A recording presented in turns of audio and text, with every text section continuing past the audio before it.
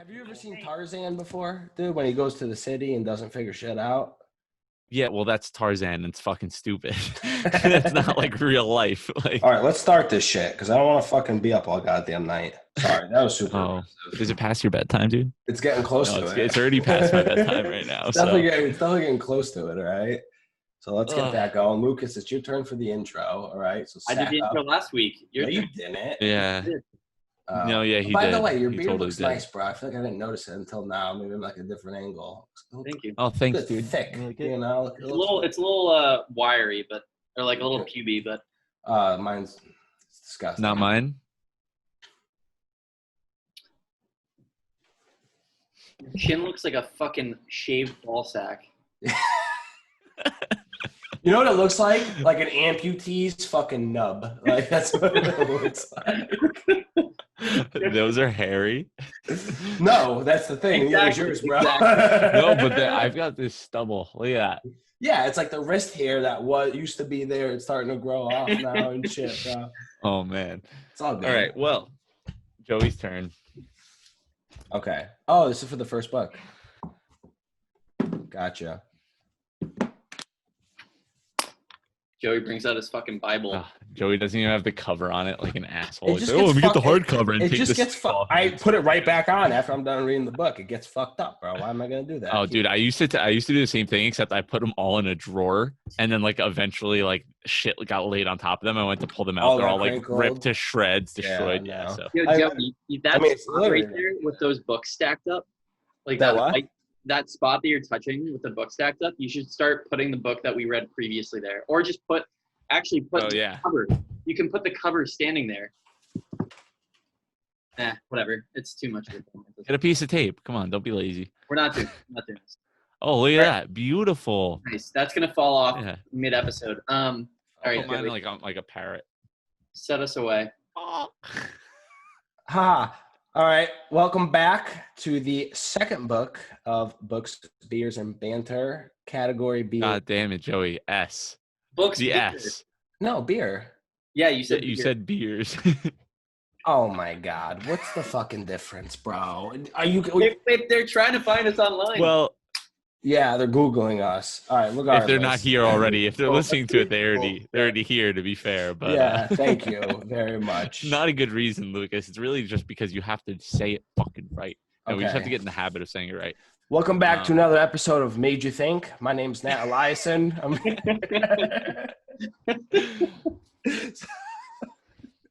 All right.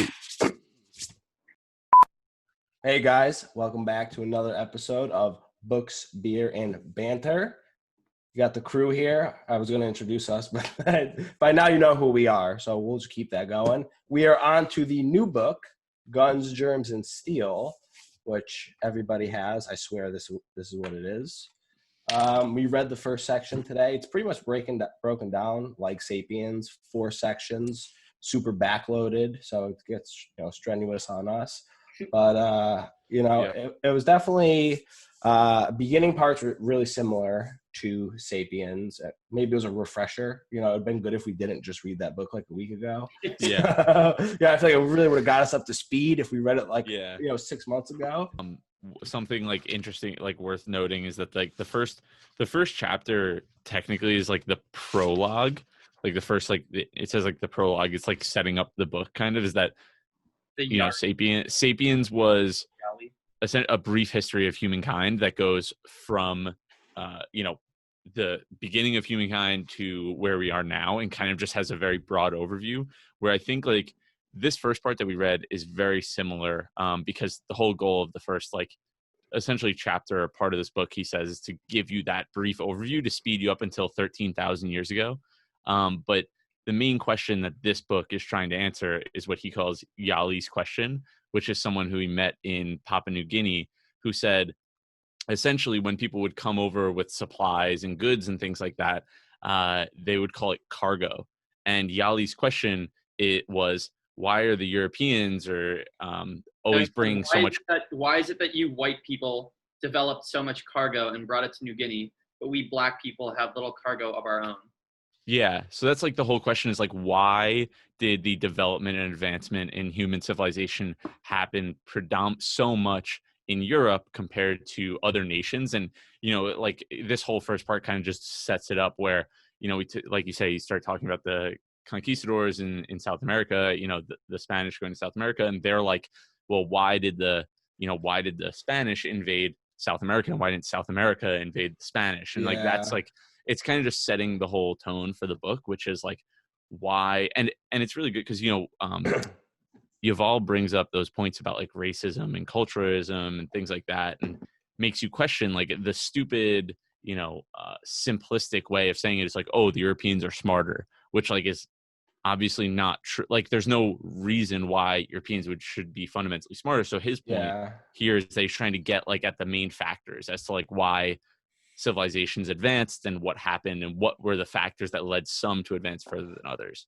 Which is a great question. It's like one of those, it's like, people always say like, keep asking why like 4 or 5 times and you get to like not the hidden, but like the underlying thread of something. Yeah. Which is so true. Cause like at the end of the section, I was like hyped to like keep on reading after that. Cause I was like, everything he set up, it's like, yeah, but why? You know what I mean? Yeah. Like he gave you like some of the underlying reasons as like why the Spanish were beneficial in like taking over South America. Yeah. But like why, not like why the roles, like why they were set up that way. You know what I mean? So I think it's going to be like, in that regards, I think it's going to be real exciting.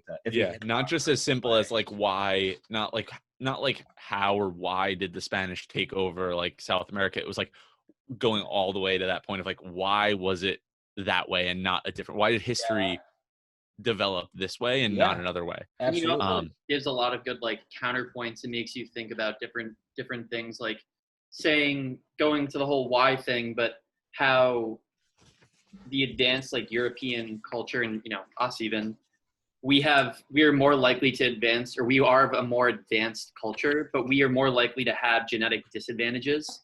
And like, why is it that the more technologically advanced culture are the ones with more likely genetic disadvantages, in the sense of, if you're looking back in tribal times, like they weren't taking care of, people who had like genetic mutations, when you think of, any sort of,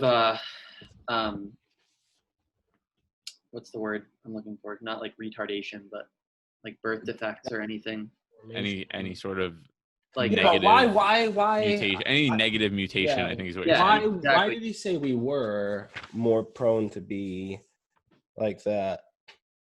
Because the fact is that if you were born like that in a tribe, you weren't likely to reproduce and live. It was the people who were hunting and gathering, and the chiefs and people who were of like more, or of a superior physical prowess that could survive in those times, that were likely to reproduce.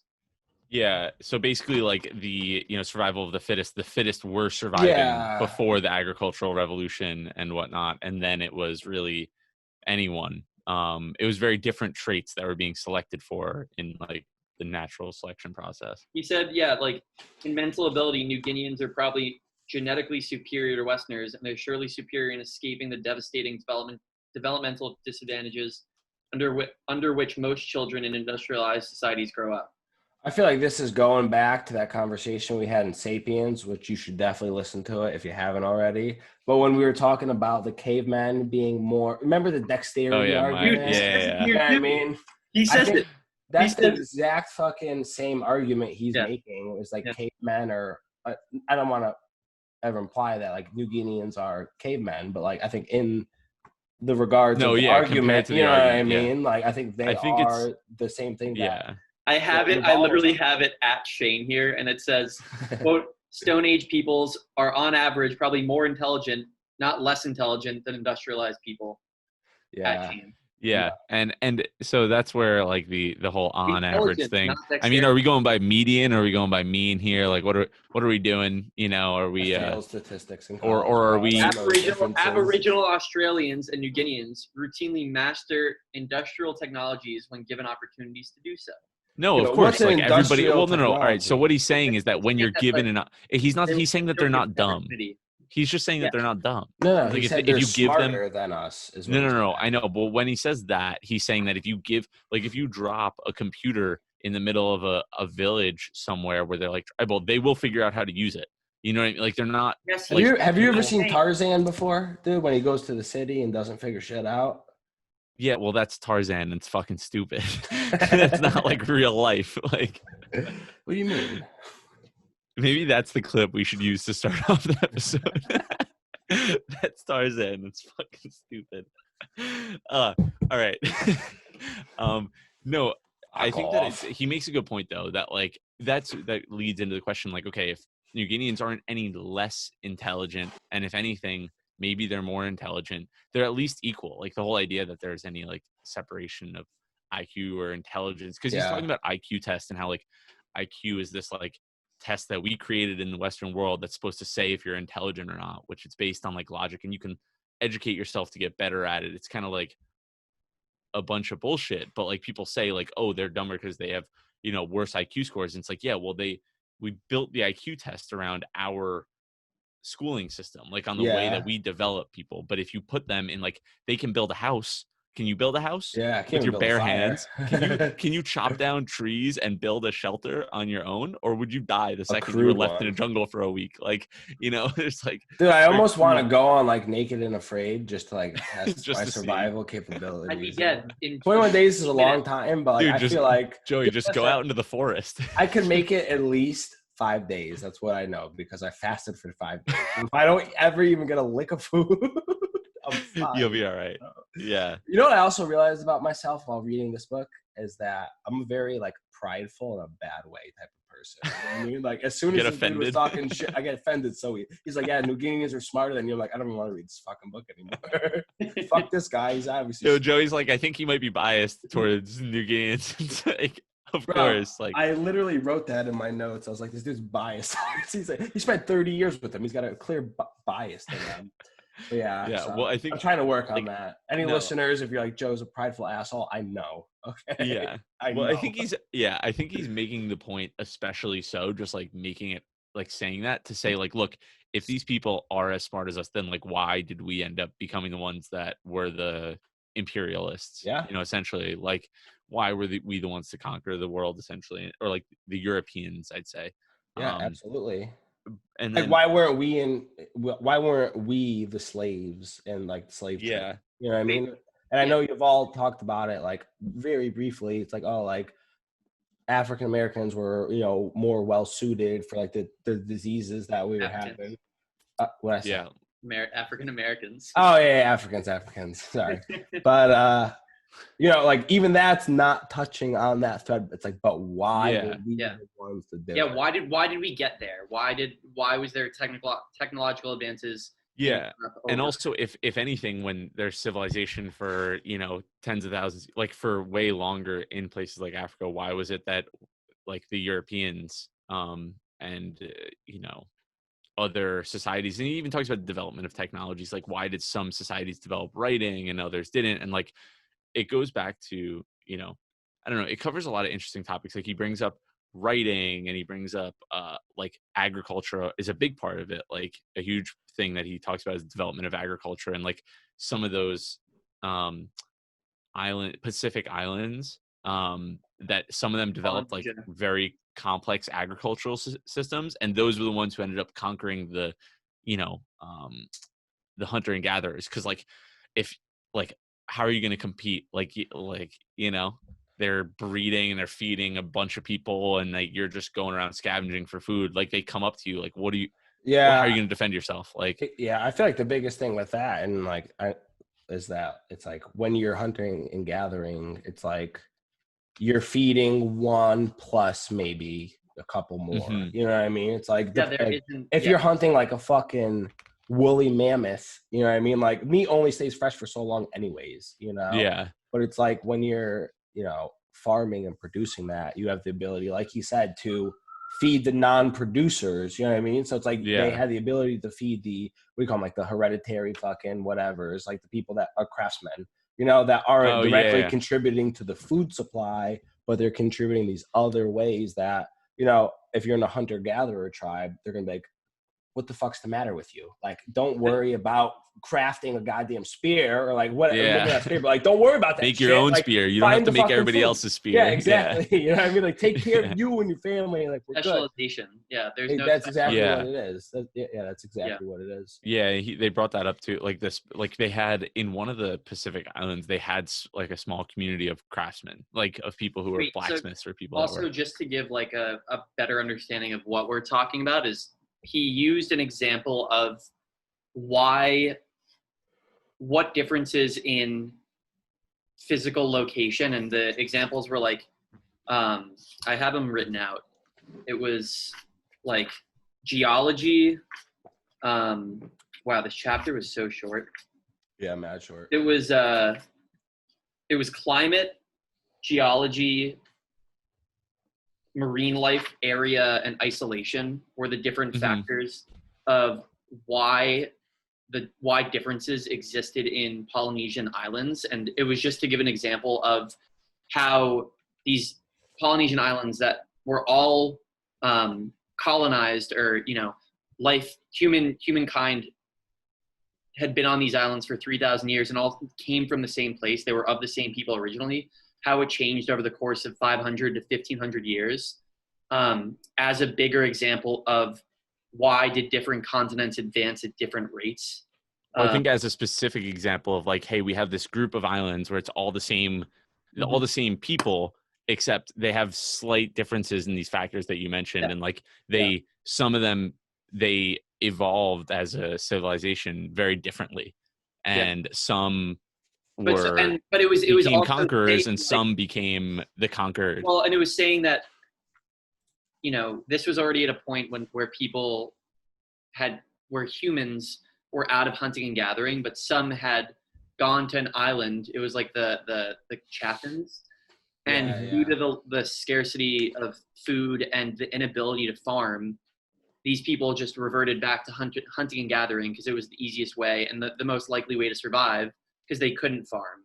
Whereas people who had more likely or more, rich soil were able to create some sort of agricultural stability, and therefore and those people that have the agricultural stability, like those turned into the conquerors, it's like, well, first of all, I don't know why I had such difficulty. I feel like both the words, like Morari and Moriari, I was like, who the fuck are we talking about right now? It was like Moriri and Maori, or Yeah, Maori and Maoriri. I hated that they were so similar, but dude, even their names are so fucking similar. But that gets the point. They exactly. came from the same people. Same person, same group of people settled two different islands, and over the course of 500 to 1,000 years, they turned. I just thought that was crazy. I mean, like, obviously, it's like shit happens. Like, dude, we had a civil war, and one of them slaughtered the other. Like, one of them, not only like they became powerful enough, and their way of life became to conquer, and they literally slaughtered the entire other population. Yeah. Fucking crazy. Like didn't even indiscriminately murdered their whole island was so small.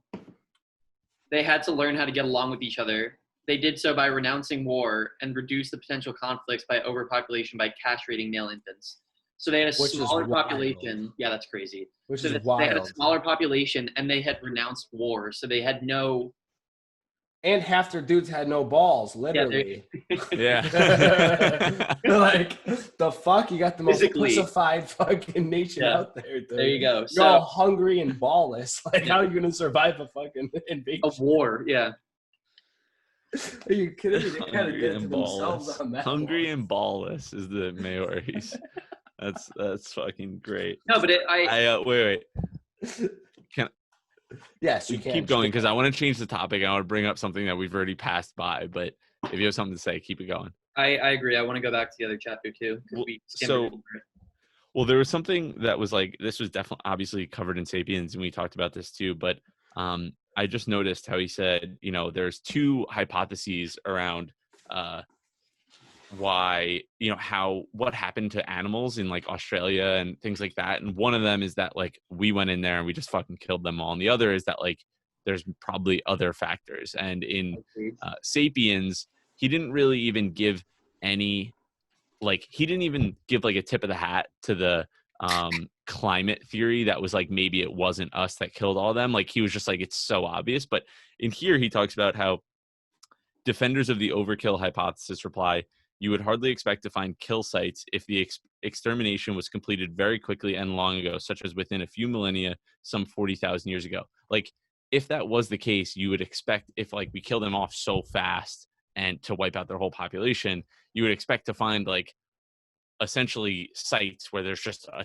ton of remains of these, animals, and we don't really have any remains of them. Like we know that they existed and maybe we have some, but there's not like a ton. So it's like just like a little like, hey, there is somebody on the other side of this. And I thought like as just some point to like how Yuval's was so opinionated and didn't really give any leeway to any potential other opinions. Like it felt very like, I get it. I agree that it was, I think it was us based on what we've read. But at the same time, it was like, it felt like Yuval's points were all very pointed at like the dark sides of human nature. Like everything was like woman's fault, He was biased in a lot of ways reading that. Well, and who knows if Jared Diamond also isn't biased, but even the whole like the Neanderthal thing that in this, so in Sapiens, Yuval was saying how, Homo neanderthalis was one thing and Homo sapiens were another. And then here, Jared Diamond says, known as Neanderthals, sometimes classified as a separate species, Homo neanderthalis, or like Neanderthalensis or whatever the hell it's called. But how he like didn't even bring up like Neanderthals being a separate species than Homo sapiens. Yeah. I just thought that was an interesting thing. And then also like the whole Cro-Magnon, I don't even know how to pronounce it. That wasn't addressed at all in. Yeah, literally. It was. Like, I feel like this is like way more. Oh, there you go. Did you change your name? It's been changed for like 10 minutes, bro. Okay. Oh, really? But like the whole Cro-Magnon thing, Magnon. It sounds like saying filet mignon. Cro-Magnon. It's a Cro-Magnon. Let's go get a Cro-Magnon. They were the fancy fucking cavemen, though. They had the everything like that. So they were the Cro-Magnon. Yeah, what even was that? I didn't really understand like what point he was making with them. Like I kind of didn't understand how they fit into the whole picture. I think it was just a classification of a type of Homo sapien or like some Homo sapien, Neanderthal, whatever. Cro-Magnon. Okay. Cro-Magnon. You didn't believe me? No, I did. I honestly was. What do you mean you did? You just played it out loud. Clearly not. You don't do that when you believe somebody, bro. Oh my God. You needed reassurance. Cro-Magnon. Yeah, Cro-Magnon. In my head, I had the emphasis so wrong. Cro-Magnon. Camera, don't do this to me. I know. You gotta stop moving. You gotta stop moving your focus. I can't help it. I'm turning the autofocus off. I'll come back eventually. So I think the Cro-Magnon, what the fuck is it? Cro-Magnon? Cro-Magnon, bro. Are you pointing at someone? It was the first fully modern skeleton, like of 40,000 years ago. Okay. And that was the term that they coined. But I just thought it was weird that he used that, and that was not at all covered in Sapiens. Yeah, no, there was a lot of points like that where Jared Diamond actually gave, like, I felt like Yuval like tried to say like a history, but it was a very shaded version of history that like I said, look, we've done a lot of like horrible things in the world, and like, but there was a lot of it that was like essentially the worst parts of like human nature. Like everything was like very clearly the fault of humans in Sapiens, and he didn't like, or everything was very one-sided. Like he didn't shed light on any other opinions, where I feel like Jared Diamond feels there's like a little bit of like an intellectual kind of like honesty to like Jared Diamond's argument. Yeah. Like he wants to not just like tell you facts to make you believe him. He wants to say, hey, look, there's another way of looking at this, but like I don't really believe it. I also do think he is a storyteller too, and that he paints a picture himself. But of course, I think everybody. Yeah, of course, no, without a doubt. But I think there's a little bit. No, I agree. I think this gives a lot more insight as to other theories existing, like the idea of maybe the beginning, like the first Homo sapiens and that the true advancement of Homo sapiens and humans wasn't just in Africa, but that there was like parallel evolution across the planet. Did you talk about that here? He said it super briefly, saying like that because he used that term like the giant leap or something. What was the term? Oh yeah, the Great Leap. The Great Leap. Didn't like the Great Leap being the like the beginning of Homo sapiens, right? To what the modern human is. Yeah. And most arguments ever point that all humans come from Africa, right? Yeah. That everyone can be tied back to Africa 30 to 50,000 years ago. Very briefly, he brings up that, like, he said, on the other hand, skulls of humans living in China and Indonesia hundreds of thousands of years ago are considered by some physical anthropologists to exhibit features still found in modern Chinese and Aboriginal Australians, respectively. If true, that finding would suggest parallel evolution and multi-regional origins of modern humans, rather than origins in a single Garden of Eden. So it wasn't a single. It wasn't a single. Essentially, like I think that I forget where it wasn't like one chimp had like a set of kids, and one of them was a human, and one of them was a chimp. That Homo sapiens spawned like that. They were created in different.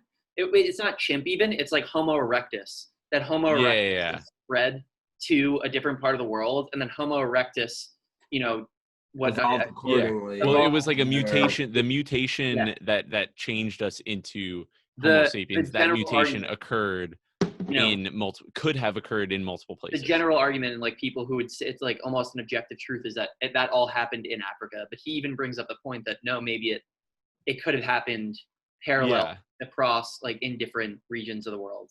But it's just stuff like that he really brings, like that we had no insight into just reading Sapiens, that there were counterpoints to something that, like, in Yuval's words, and in the obviously anything you read you take with a grain of salt, but like that you would have taken as like an objective truth, like, okay, science. Yeah, well, he also states things like that was the thing with Sapiens, like things were stated as fact, but really all of this stuff, like he says something in here that was like, I wish I highlighted it.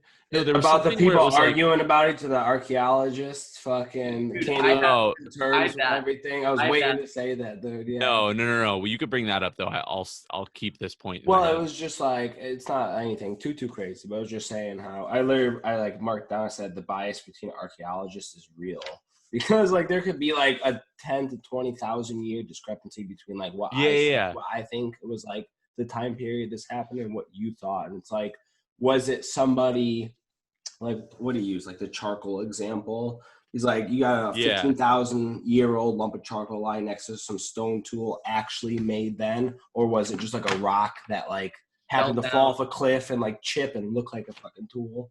So I was like, even within experts in the industry, there's no consensus. Well, that's where he says there's always something about newer and everything like, what were you saying? Sorry. That no.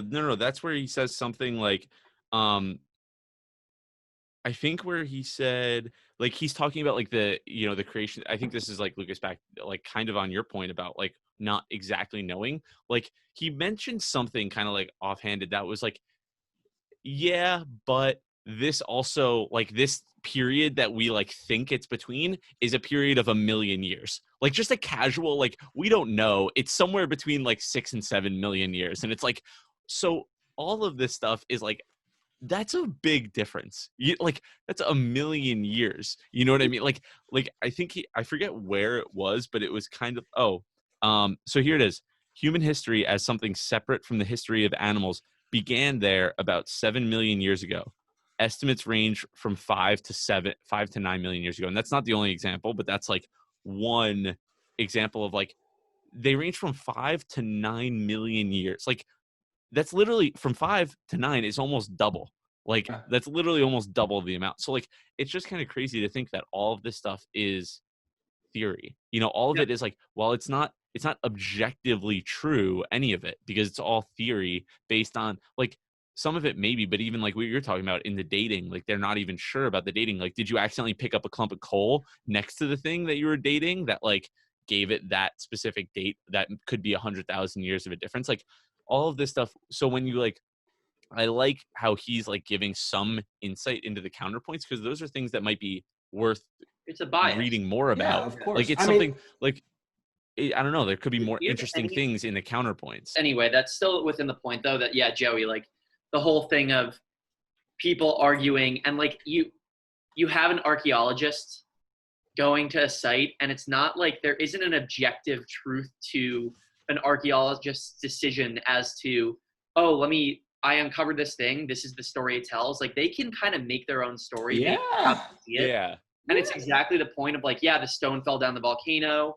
And yeah, like 13,000 years ago, humans at that point had these very like harshly, poorly shaped tools.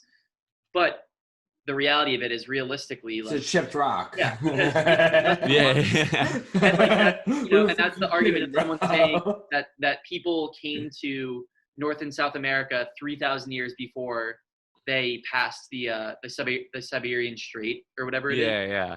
Like the argument is like, oh, we found carbon dated things that look like a tool Yeah. that date before this.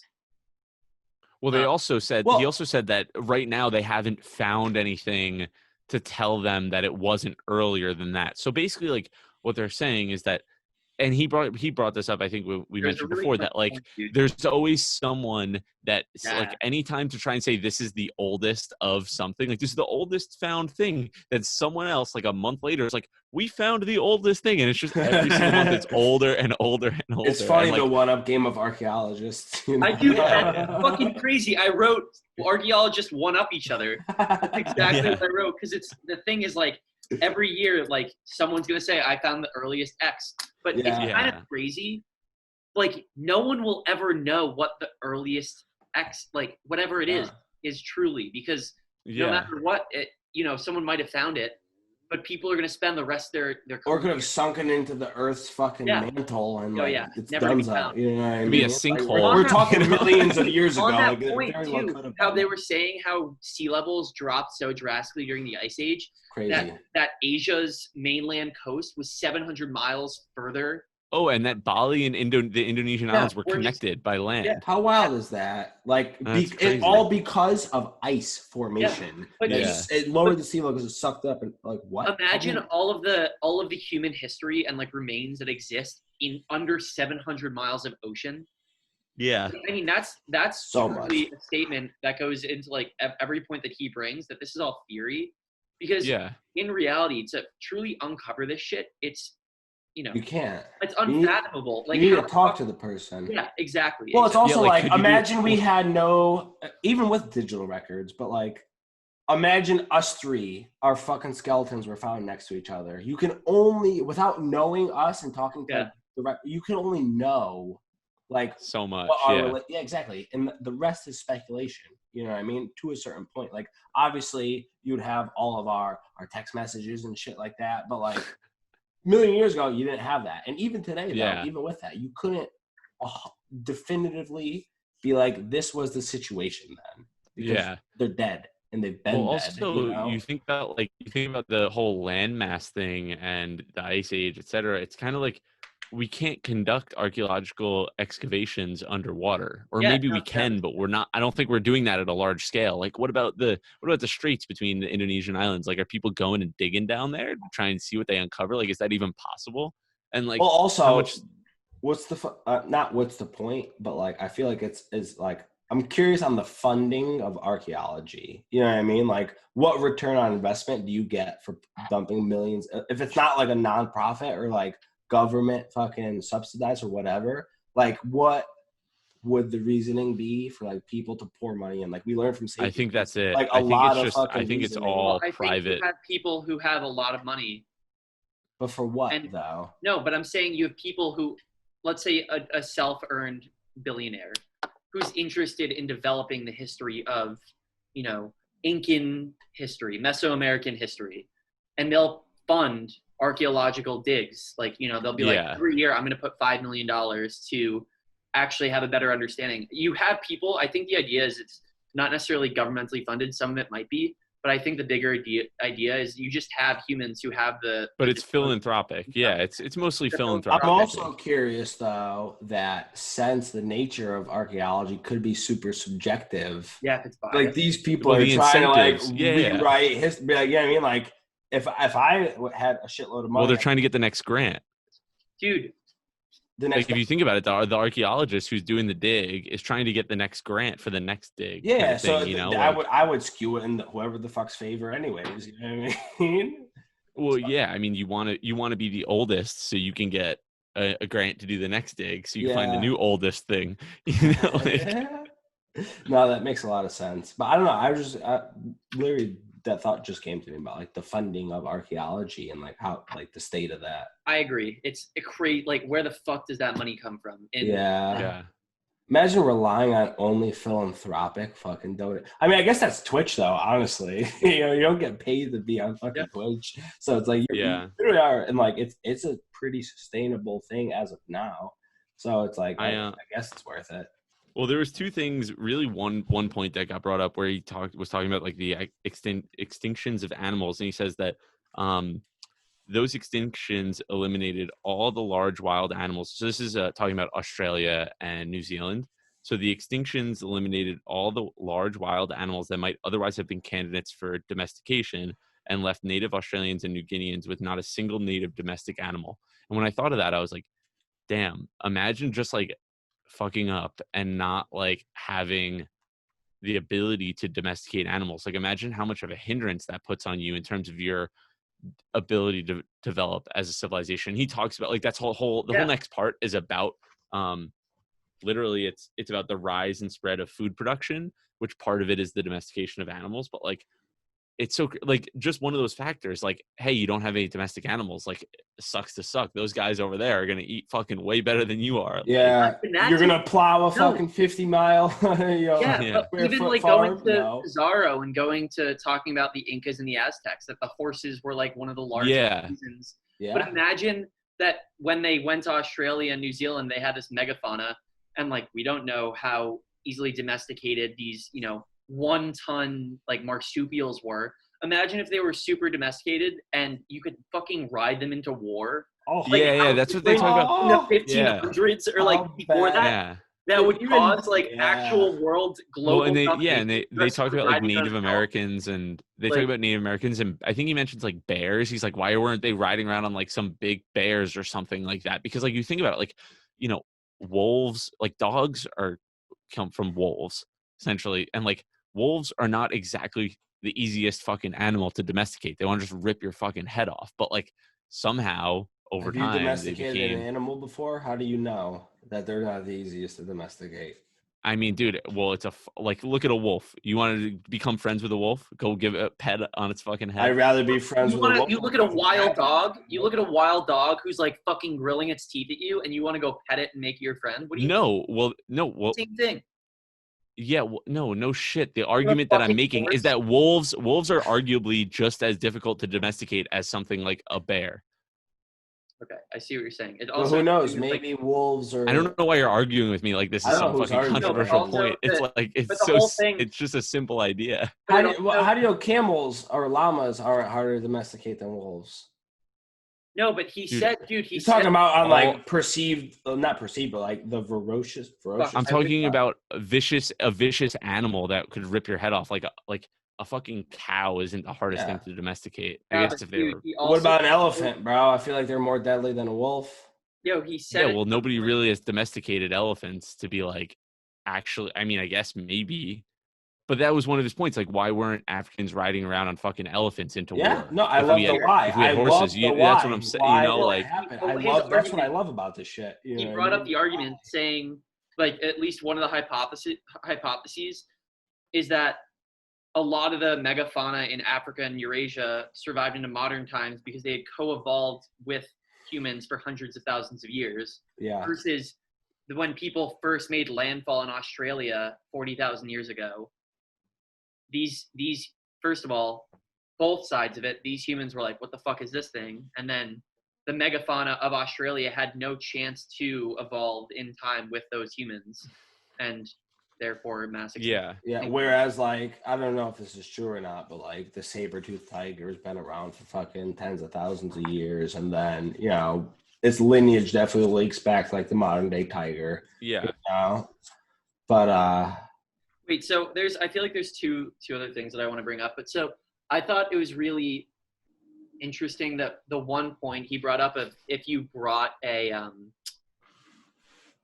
what was it? Not a geologist. If you were to drop a like an observer just onto Earth 11,000 years ago or 13,000 years ago, and given them free reign to watch all society exist. Like they could go to South America and look at the Aztecs. They could go to Central America, look at the Incas, or what? Not even at that point, they didn't even exist.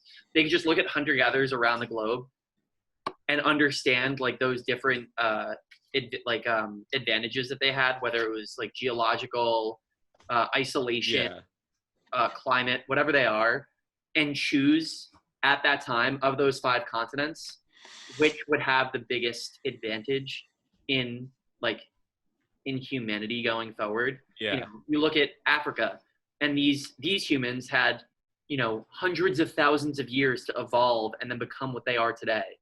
And then you look at Europe, and everyone has these different advantages that someone dropped 11,000 years ago would never be able to decide and figure out what. Well, that's the interesting point about the Americas versus the Europeans. Like we had the Incan and the Mayan empires were way larger than arguably as large as or larger than some of the European empires, but like the Spanish conquistadors, like we'll get to in a bit, there was 100 of them versus 80,000 80,000 Incans in their army, and they were able to capture their leader and run them for ransom and then take over their entire empire. But why did the Incans not develop this like conqueror mentality? They were fighting with local other populations of Incans, Mayans, etc. Like they were fighting amongst themselves, but they never left home. So I guess the point that I was just making, that was like the point of the book too, and obviously we're just through the first part, is to understand why history rolled out the way it did. And it's really interesting because Jared Diamond posts these really these types of questions that make you think, why didn't the Incans go to Spain and knock on the door of the Spanish king at the time, and why weren't the roles reversed, and what happened 11,000 years ago when everyone was just a Homo sapien hunter-gatherer? Where did the advantage come from? So I guess that was the point that I was trying to come to before. But off of your point, Shane, the whole thing at Cajamarca with Pizarro and what is his name? Dude, you No,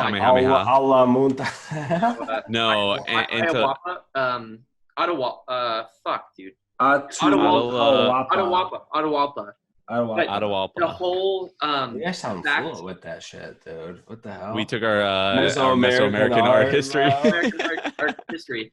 But the fact that Pizarro's brother journaled the entire thing and actually have. So, first of all, what do you think the opportunity and likelihood of bias is for that entire quoted section?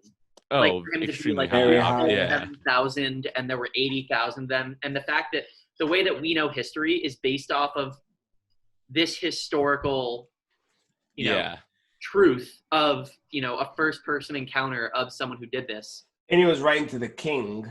So and he was writing to the king. To embellish it a little bit. Big bro, we're everything was ass, man. And everything was like in the light of God, that the friar went up to Atahualpa and was like, here's the Bible. And Atahualpa took the Bible, didn't know how to open it. So the friar tried to help him open the book, and Atahualpa slapped him and then threw the Bible. And was all right, now we attack. And it was all because it was not in the name of God, and he refused to be a part of God. He's justifying the means to call the cavalry. You know what I mean? I mean, they're not God fearing. Charles. Yeah, it was definitely. No, it was definitely I feel like there's a lot of issues with bias. I mean, history is history is created by the historians, you could say, by the the people who write it, essentially. Like, that's what we know. Or is by the like, people who fucking, even by, but like, that's like in the whoa. In the days leading to that. Whoa.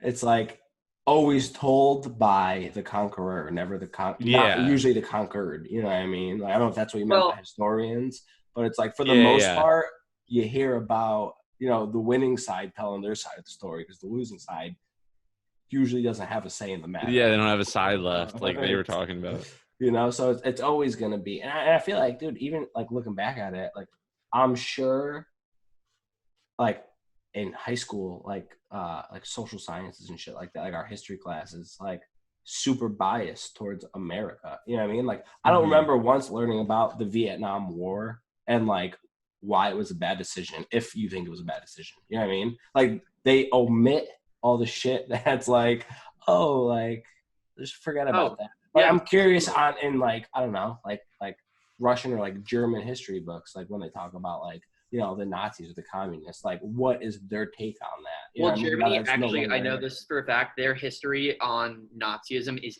like, they make these kids go through the fucking ringer about how horrible and brutal German history is.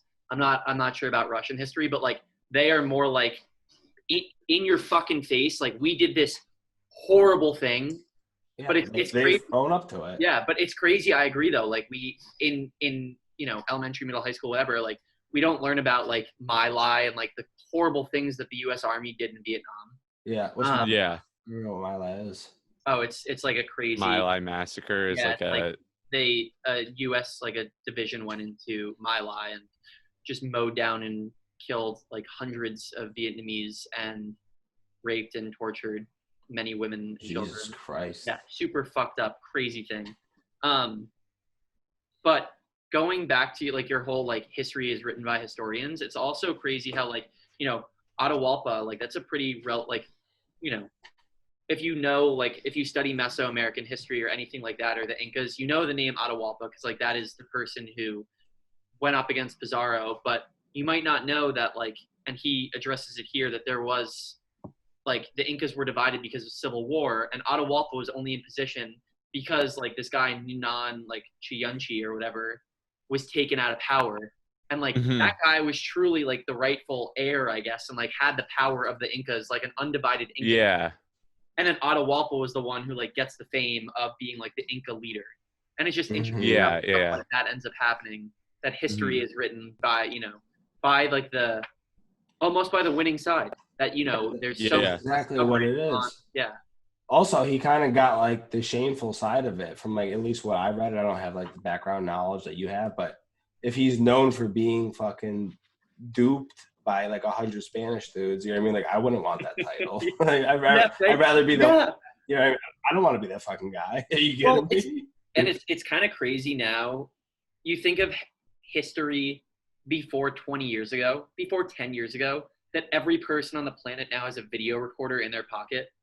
Yeah. But like history really was just like me versus you, my voice versus your voice. Who is actually right here? Who if you're dead, more? Yeah, you're dead. And like, well, who got a publisher? Who wrote more? You know, like, and what were the incentives? Yeah. Like, I think history is always a little jaded because the incentives are always a little skewed. You know, like the incentives are never to tell the whole truth. It's always to like, I forget. So like, you know, every good story deserves a little bit of embellishment kind of idea. Like, you know, it deserves like a little like, it wasn't 8,000, it was 15,000. You know what I mean? Like you got to sell the. Yeah, some spice to it, bro. Yeah, you got to sell the story.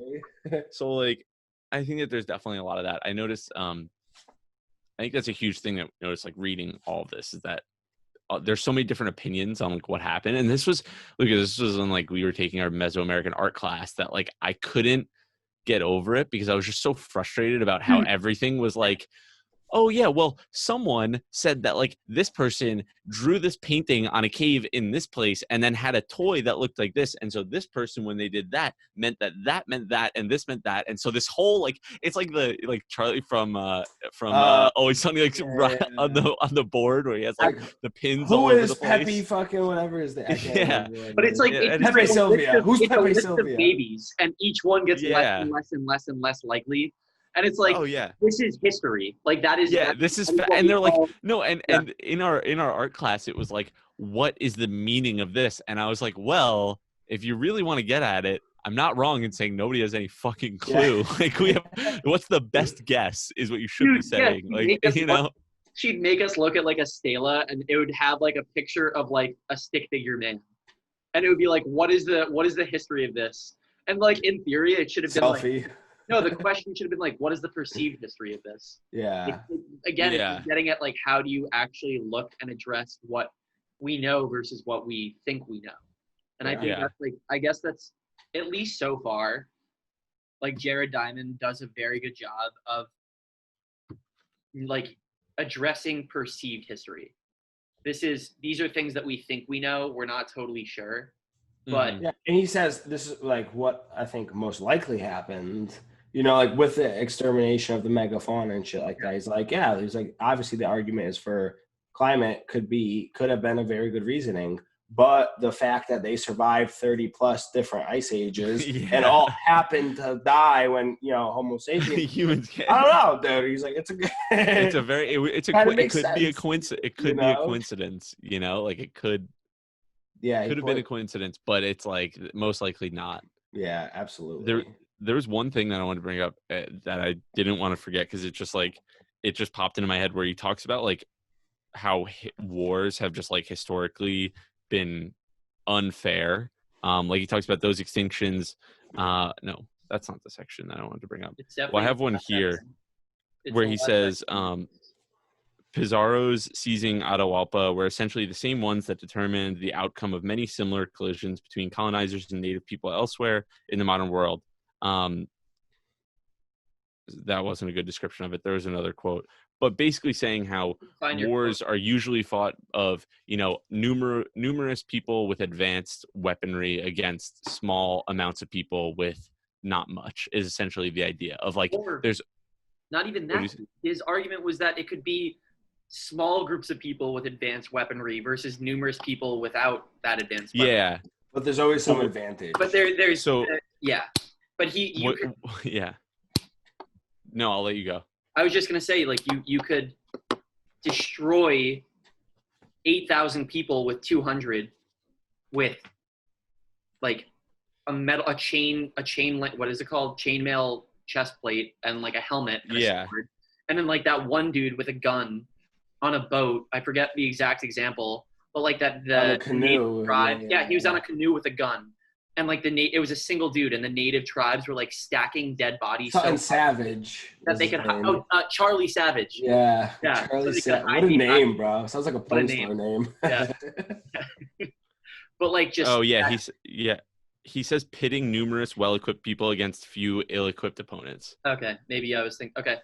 Well, but that's just like point that the span. It is strategy, though. At the end of the day, it's like, what if you think about just like odds? You know what I mean? Are you gonna fight somebody or like pick on someone your own size? It's like, why would I do that when I could pick on this person over here who's smaller than me? You know what I mean? Or well equipped, less equipped to handle the fight, especially when you're talking about like land grabs. You know what I mean? Like, why not take the lowest hanging of the fruit? Yeah. Well, and then exactly that point, Joey, it goes to like, it's not just necessarily like when I say technology in this term, I mean guns and steel and weaponry and germs. Also, well, yeah, exactly. Yeah, guns, germs, but it's also technology in writing and religion and communication internally that, Columbus went to. He fell upon the Caribbean islands, and word got back to Europe through writing, through more advanced communication that, these people aren't as advanced. They're easier to take over. They're not, they are not speaking the word of God in terms of like the Christian, church. Yeah. And that gave opportunity for, in the sense of, again, when I'm saying advanced here, I mean like due to writing, due to communication, for Pizarro to be like, oh, there is an opportunity to go there. And we have these more advanced political and strategic ideas of how we can, dislodge and take power with a smaller number of people. Like, obviously they got word that there was an Incan there was civil unrest after they made it to Central America, but more of the fact that they went to Central America in the first place because they knew that the opportunity existed to take over that because of technological advancement. Well, like level of literacy too is like exactly, an interesting thing. Yeah. I mean, there wasn't literacy because there wasn't writing in the world.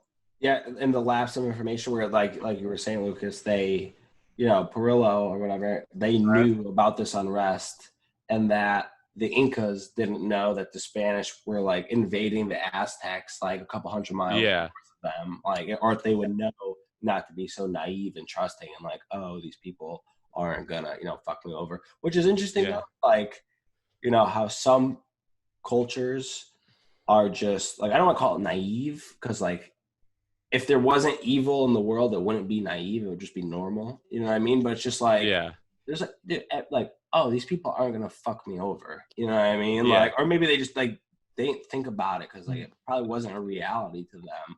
But then you introduce these people like that are like, oh, I'm going to get one over on these fucking guys that aren't paying attention. It's like, you know what I mean? It's like just having those cultural kind of like differences is huge. There was a point in the book where I think it's like a little while back.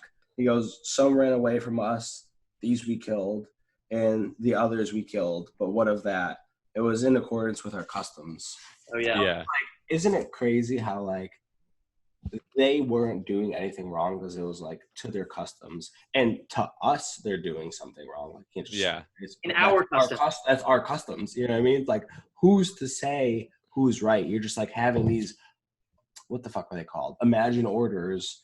Like Yuval was saying in Sapiens, where it's like, we have these constructs that we made that determine what was right and wrong, but like they're all made up. You know what I mean? They're just like what we say is right, and like we typically think that it's like, like Westerners or more civilized nations are like, this is how you're supposed to do it because we've gotten this far and this is how we do it. But that doesn't mean like it's right or wrong. It's just like how people are accustomed to doing shit. I want to make a quick point on like the whole the thing that came to mind when I brought that up about the differences, and you kind of got at this too about like the naivete around like if someone's going to be nice to you. And what brought this to mind, like what came to mind initially when thinking about, oh, people from foreign lands coming, like this happened all the time. They came and they slaughtered people and took them over. And I'm like, I think about this like Stephen Hawking quote about how he was talking about aliens, and basically someone's like, do you believe in aliens? And he's like, well, if like, sure, but like, I hope we never meet them, because if history has anything to teach us, people coming from foreign lands to, develop new new forms of life have not really exactly treated them very well, if history tells us anything. So if aliens were ever to come here, I really hope we don't meet them, because they'll probably just fucking wipe us out, like we or enslave us or whatever. Yeah, like why wouldn't they? Like why do we want to meet aliens? What are the odds that we're more advanced than them? Yeah, and like we were saying, it's always the people with the advantage that seem to be wiping out the disadvantage. In that case, we would probably be the disadvantage at that point. You want to be the ones discovering, not the ones discovering. Yeah.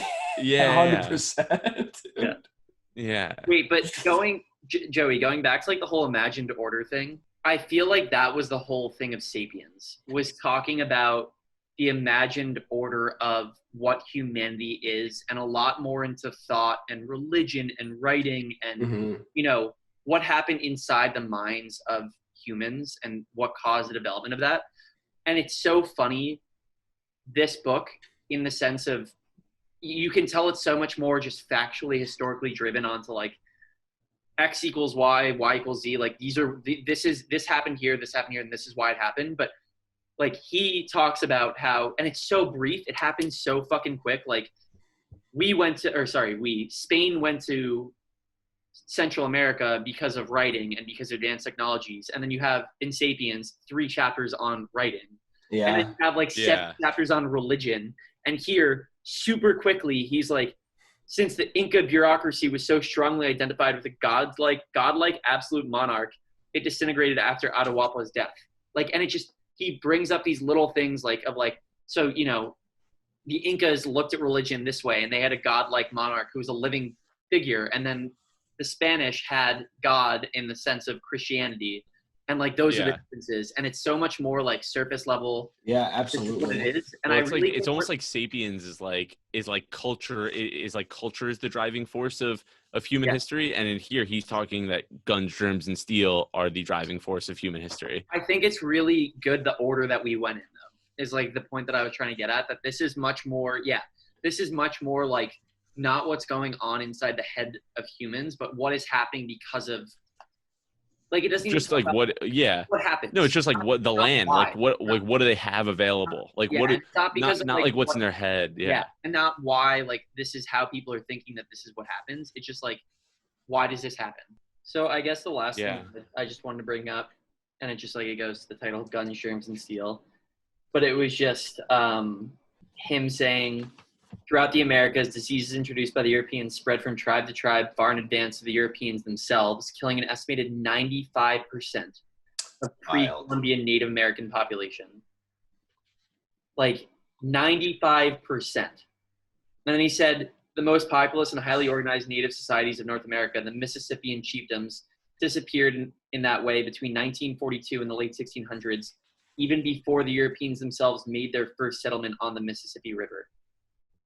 Wow. Like, we're talking wiping out of, societies because of Europeans without them even meaning or thinking or existing in that world. Like, because they made an entrance and then left for a while. And that's where, like, the whole point about it kind of like alludes to the whole thing of like why it's not just guns and steel, but the germs thing. And like, I think he's alluding to the point that like the domestication of animals and livestock and agriculture develops, like, that interaction with animals, like that develops new germs and diseases that wouldn't have like festered and been a part of life in a place where you don't have the same sort of domesticated animals. Like, those were, I think, like, from agriculture and livestock, et cetera, like, we get these, like swine flu kind of idea, like it came from pigs, like that kind of idea. No, exactly. That soup. But it's interesting how, like, that, just kind of ties everything in with what we're going into now, which is the rise and spread of food production. Like, imagine how vulnerable the U.S. would be if we just went from, let's say we have 300, I know it's more than this, but let's say we had 300 million people in our population down to like 25 million. Like, could you imagine? Like, it wouldn't take like a full China or Russia or like European Union to take us down at that point. Like, the odds could have been, I don't know, I feel like they could have been different for the Aborigines and the Native Americans. Like, granted, we still had the superior tactics and weaponry and everything like that, but you never know. Man, I don't know. I'm excited to read the next chapter. Honestly, I am. Yeah. The beginning of the chapter, I was like, "Fuck, we're reading the same thing over again." Yeah, me too. Yeah. And then the second he got into like the really nuances of like the Polynesian islands, I was like, "Oh shit." Yeah. Like a totally different look and like a totally different path than where I thought this was going.